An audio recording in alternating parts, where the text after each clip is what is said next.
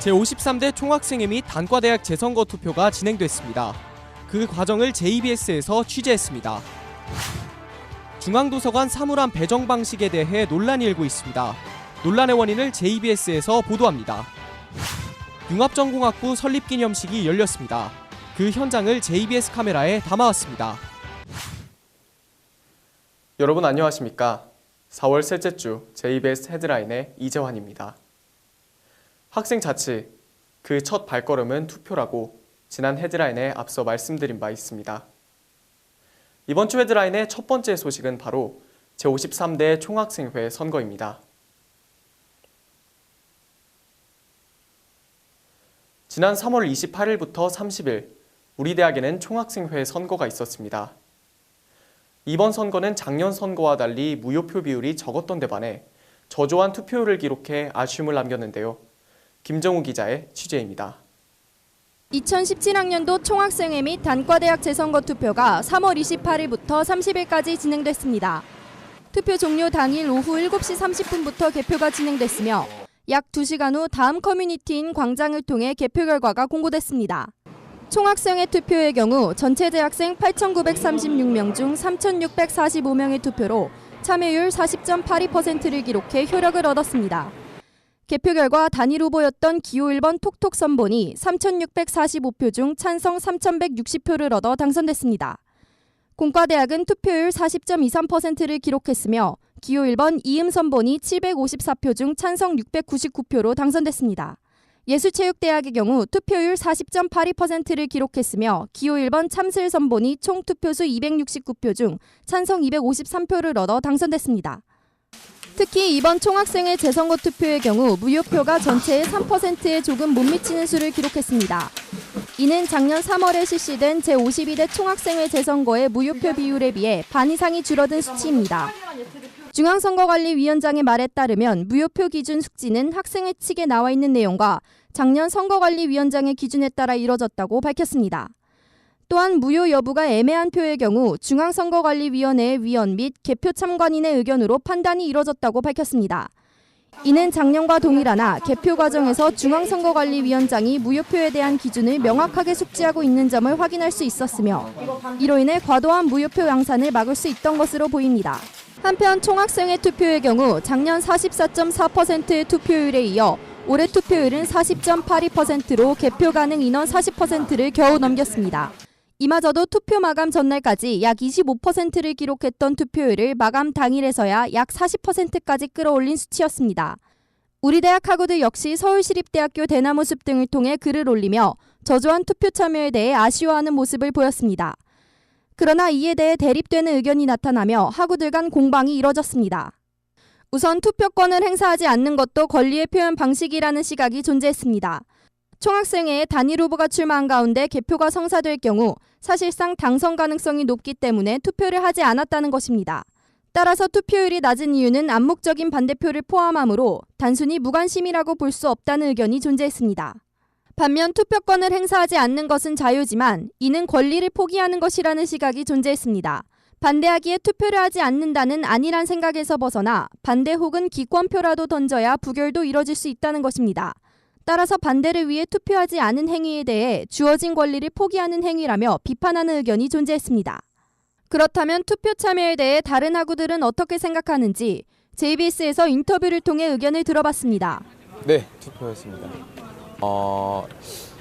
총학생회가 이제 학교에 기여하는 부분에 대해서 학생들이 잘 모르고 있는 것 같아요. 많이 어떤 부분에 대해서 기여를 하고 있는지를 잘 모르고 있는 것 같아요. 그런 거를 좀 더 많이 알려줄 수 있는 그런 기회가 있으면은 투표율이 좀 더 올라가지 않을까 생각합니다. 네, 했어요. 좀 40% 겨우 넘은 건 다행이긴 한데 그래도 최소 한 60% 적어도 반은 넘었으면 좋겠고 단일 후보긴 했지만 그래도 저는 잘할 거라고 믿고요. 그냥 학생들이 좀 더 정치라든지 학교지만 그래도 잘 참여해 주셨으면 좋겠습니다. 이처럼 인터뷰를 통해 대다수의 학우들이 투표율이 낮은 점에 대해서 긍정적으로 인식하고 있지 않다는 것을 알 수 있었습니다. 투표권 행사 여부는 전적으로 개인의 자유입니다. 다만 투표권 포기는 우리 대학 학생 자치의 부재를 암묵적으로 용인하는 것입니다. 따라서 학생 자치에 대한 학우들의 관심과 그를 표현하는 태도가 촉구되어야 할 것입니다. 한편 JBS에서는 이번 제53대 총학생회로 당선된 톡톡 선본의 총학생회장과 부회장을 만나 향후 계획에 대해 들어봤습니다. 예, 먼저 인사부터 드리겠습니다. 예, 이번에 3월 재선거로 당선된 53대 총학생회장 김민성입니다. 선거 과정에서 학우들과 공감하고 소통하는 방식뿐만 아니라 저희가 제시한 공약 등에서도 미흡한 부분이 많다는 것을 깨달았습니다. 그래서 앞으로 저희는 학우들이 주신 소중한 비판과 의견을 수용하여 적극적으로 소통하는 총학생의 모습을 보여드리도록 하겠습니다. 네, 제가 답변 드리겠습니다. 저도 인사 먼저 드리겠습니다. 저도 이제 이번 총학생회 재선거를 통해서 당선된 부총학생회장 세무학과 1, 2학번 김정현이라고 합니다. 저희가 가지는 장점, 차별성이라고 하면 저희는 저희가 배워온 학문에 좀 차별성이 있다라는 걸 말씀드리고 싶습니다. 어제 이제 총동창회 선배님들께서 저희와 관련된 글을 총동창회 게시판에다 올려주셨습니다. 우리 세무학과 학생들이 항상 개인의 일에만 집중하고 전체 일에 무관심하다라는 비판들을 좀 들어왔는데 이건 좀 하나의 큰 계기인 것 같다. 그러면서 저희를 굉장히 격려를 해주셨는데 그러면서 우리가 배워온 공부, 우리가 배워온 학문들이 이런 곳에 굉장히 적합하다라는 거를 전 방학 때 좀 깨달았어요. 관련해서 등록금 심의위원회가 있고 재정위원회가 있으면 숫자를 보는 일들이 굉장히 많았습니다. 숫자를 보는 일들이 많았기 때문에 그런 숫자에 저희는 좀 익숙해 있었거든요. 그리고 관련해서 평생교육원 관련해서 저희가 토론이 이어지고 관련된 논의들이 이어졌을 때 관련 법령 그런 것들을 보는 데에도 저희가 배워왔던 세법, 공법, 민법적 지식들이 굉장히 많이 사용됐었어요. 이러한 문제에 있어서 저희가 가지는 장점은 배워왔다라는 것에 좀 있는 것 같고요. 그리고 정보력에 또 있다, 정보에 좀 장점이 있다라는 말씀을 또 드리고 싶습니다. 지금 총학생회에 합류한 인원들 중에 대외적으로 여러 사람들을 알고 여러 기관들을 아는 친구들이 굉장히 많아요. 그런 사람들과 함께 정보의 중심에 총학생회가 서야겠다라는 생각을 좀 했고 그런 부분에서 차별성을 갖고 저희의 장점으로 만들어 나갈 생각입니다. 예, 저희가 중요하게 여겨야 할 가치들이 되게 많다고 생각하지만 방금 부총학생 회장님이 말씀해 주신 대로 정보입니다. 학우들이 총학에 그리고 학교에 바라는 점을 적극적으로 귀담아 듣고 소통하여 얻어낸 정보를 바탕으로 학우들의 편익 증진에 도움을 줄 수 있는 총학생회가 되고 싶습니다. 또한 대외적으로는 이제 타 학교와 이제 다양한 이제 자료들을 적극적으로 수집하여서 학생 자치 활동 및 여러 정보가 풍부한 서울시립대학교 총학생회를 만들어 나가고 싶습니다. 예, 존경하고 사랑하는 서울시립대학교 학우 여러분, 저희가 후보자 간담회 때도 말씀드렸다시피 저 총학생회장 김민성은 여러분들을 대표하여 그리고 우리 학교를 대표하여 주장하여야 할 때 또 할 말이 있을 때 당당하고 주저하지 않고 말하는 사람이 되도록 하겠습니다. 또한 여러분들의 이야기에 귀를 기담아 듣고 적극적으로 소통하려고 하는 사람이 되겠습니다. 또한 여러분들의 고민과 여러분들의 학교를 다니시면서 불편하셨던 점들 그리고 또 이제 앞으로의 진로 설계에서 많은 고민들을 하고 계실 텐데 그런 고민들에 적극적으로 공감하는 총학생회장이 되겠습니다. 많이 부족하고 여러분들의 따끔한 지적과 관심이 필요합니다. 항상 귀를 열어두고 여러분들의 지적과 충고 듣도록 하겠습니다. 저희 학생자치 활동에 많은 관심과 응원 부탁드리도록 하겠습니다. 감사합니다. 이처럼 차기 총학생회 톡톡은 소속 학과가 세무학과라는 특성을 살려 작년 총학생회에 비해 보다 전문적인 재무관리에 차별성을 두었습니다. 또한 소통을 통한 다양한 정보 전달로 학우들의 편익 증진에 힘쓰겠다고 다짐했습니다. 차기 총학생회로 당선된 톡톡은 단일 후보였다는 점에서 다양한 학우들이 투표를 통해 의견 표출을 하기엔 힘들었습니다. 따라서 학우들과의 활발한 소통을 통해 공약을 내실화하는 과정이 필요해 보입니다. 다양한 소통으로 정보를 전달해 학우들의 편익을 꾀하겠다는 총학생회의 자세가 꼭 지켜지기를 바랍니다. 이상 JBS 헤드라인 김정우였습니다. 두 번째 소식입니다. 우리 대학 중앙도서관의 사물함 사용 선정자 기준이 논란이 되고 있습니다. 사물함 사용 선정자 기준이 왜 논란이 되었는지 JBS에서 취재했습니다. 윤희진 기자입니다. 지난 3월 13일 우리 대학 중앙도서관에 1층과 3층 사물함이 새롭게 분배되었습니다. 지금까지 중앙도서관 사물함은 학생복지위원회를 통해 신청자를 추첨하는 방식으로 배분됐습니다. 그러나 올해 초 중앙도서관 로비층이 리모델링을 하며 1층 사물함과 3층 사물함의 규격 차이가 발생했습니다. 이에 따라 대다수의 학우들이 규격이 더 큰 3층 사물함을 선호했지만 1층을 선착순, 3층을 추첨으로 분배하면서 3층 사물함을 원하는 학우들이 불편함을 호소했습니다. 서울시립대학교 광장에서 이에 대한 논의가 활발하게 이루어졌으며 특히 3층 사물함 분배 방식을 바꾸자는 의견이 분분했습니다.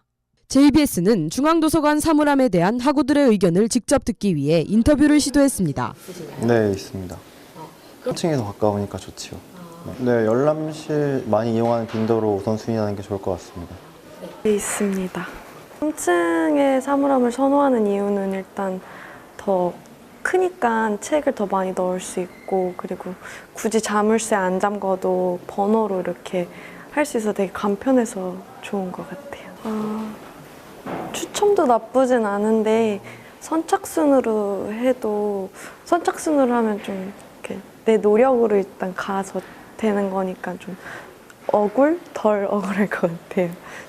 이처럼 많은 수의 학우들이 3층 사물함을 선호하며 선착순, 열람실 이용 빈도에 따른 우선 배정 방식을 요구하고 있었습니다.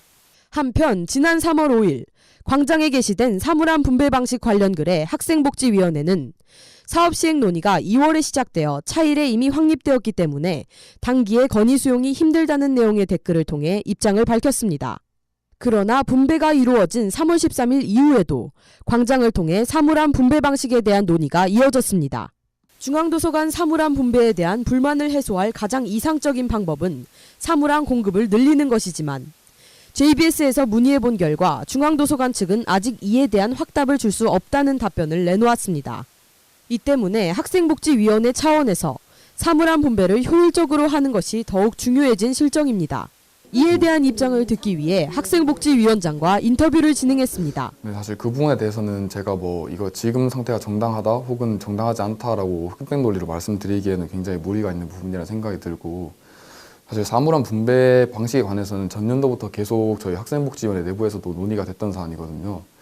예를 들어 지금 가장 문제가 되고 있는 게 어느 쪽을 추첨으로 하냐, 어느 쪽을 선착순으로 할 것이냐, 이런 글이 굉장히 광장에 재학생분들 혹은 휴학생분들 여론으로 굉장히 많이 대두가 되고 있는 걸로 알고 있는데, 사실 저희도 어떤 확실한 가치관을 갖고 그러한 방식을 정립한 것은 아니고, 그러한 방식이 기존부터 채택되어 왔고 작년 기준으로도 그렇게 채택되어 왔기 때문에 결국 저희가 어떤 공신력을 가질 수 있는 데이터라고 한다면 지금까지 진행해 왔던 방식을 신뢰하는 것이 가장 저희가 합리적인 판단이라고 생각을 해서 진행을 했었고요.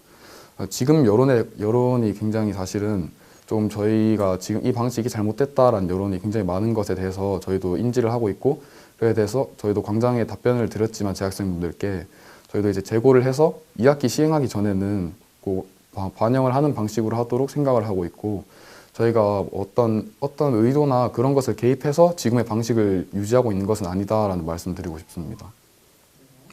일단 다른 분배 방식을 고려하는 것에 대해서는 저희도 상당히 고려를 하고 있는 부분이, 애초에 저희도 애초에 개강하기 전부터 사물함 분배에 대한 이야기를 많이 해주셔서 저희도 당시에는 이미 사물함 분배 사업에 대한 정산 계획이나 등이 진행된 상태라서 그걸 변경하기가 되게 힘들었기 때문에 어쩔 수 없이 그대로 진행을 한 것이고, 저희 계획으로는 우선 2학기 분배를 시작하기 직전에 계획을 짜기 전에 재학생분들께 페이스북 혹은 광장을 통해서 설문조사를 올리고 과연 1층 사물함과 3층 사물함을 각각 선착순으로 할 것인지 혹은 추첨으로 할 것인지 여론을 반영해서 민주적인 방식으로 방법을 채택할 계획이 있습니다.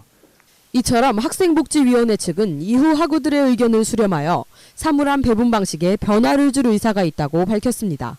앞으로 중앙도서관 사물함 분배 방식에 대한 학우들의 불만을 줄이기 위해 중앙도서관 측과 학생복지위원회 측에서 학생들과의 소통을 통한 대책을 마련할 필요가 있어 보입니다. 이상 JBS 헤드라인 윤희진이었습니다. 마지막 소식입니다. 지난 3월 28일 융합전공학부 설립기념식이 열렸습니다. 그 현장을 JBS에서 다녀왔는데요. 화면 함께 보시겠습니다. 지난 3월 28일 창공관 311호에서 융합전공학부 설립기념식이 열렸습니다. 융합전공학부는 작년에 신설된 학부로 통섭전공과 통섭형 복수전공으로 이루어져 있습니다. 통섭 전공은 우리 학교의 여러 학부 및 과를 융합시킨 것으로 빅데이터 분석학, 동아시아 문화학을 비롯해 총 7개의 전공이 개설되었습니다. 통섭형 복수 전공은 일반 전공과 통섭 전공이 결합된 것으로 국제관계학과 빅데이터 분석학, 철학과 동아시아 문화학 등 총 9개의 전공이 개설되었습니다. 이번 기념식은 이러한 융합전공학부의 설립을 기념하기 위해 개최되었습니다. 기념식은 원윤희 총장을 비롯해 융합전공학부 담당 교수들이 참석한 가운데 축사, 융합전공학부 소개, 융합전공학부 학생대표 인사말, 학생 제작 동영상 시청, 사진 촬영 및 다과회의 순서로 진행되었습니다. 특히 원윤희 총장은 학교 측에 전폭적인 지원을 약속하며 융합전공학부 학생들을 격려했고, 이에 융합전공학부 학생대표는 새로운 지식을 받아들이는 것을 두려워하지 않는 학풍을 만들어 나가겠다는 다짐으로 응답했습니다. 또한 융합전공학부 학생들의 다짐이 담긴 영상 시청을 통해 새로운 각오를 다지는 시간을 가지기도 했습니다. 우리 학교의 새 식구가 된 융합전공학부 학우 여러분의 앞날을 응원합니다. 이상 JBS 헤드라인 이재환이었습니다. 법학적성시험 설명회가 4월 11일 오후 2시에서 4시까지 자연과학관에서 개최됩니다. 2017년 상반기 실전 면접 캠프가 4월 21일부터 22일까지 법학관에서 진행됩니다. 국제교육과에서 여름 계절학기 해외 단기 프로그램 참가자를 4월 12일부터 14일까지 모집합니다. 4월 모의토익 모의토스 응시 접수가 4월 12일까지 진행됩니다. 봄이 되면 을에 찾아오는 것이 있습니다. 꽃과 시험, 그리고 또 하나의 반갑지 않은 손님 미세먼지죠. 모든 학우 여러분들 시험 잘 치시고 미세먼지 부디 조심하시길 바라겠습니다. 그럼 이것으로 4월 셋째 주 JBS 헤드라인 여기서 마치겠습니다. 시청해주신 여러분 고맙습니다. 지금까지 서울시립대학교 방송국 JBS 아나운서 부장 이재환이었습니다.